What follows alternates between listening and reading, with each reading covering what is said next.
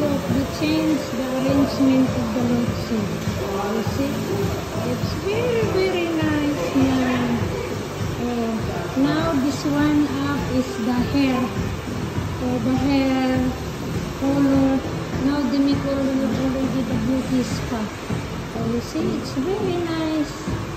Oh, to all ladies and to all women from here in Baghdad, you can come here to make your beauty spa.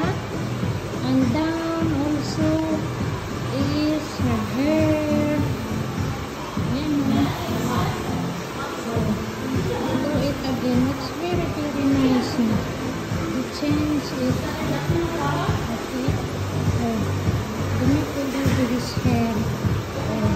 Madam and Sisi.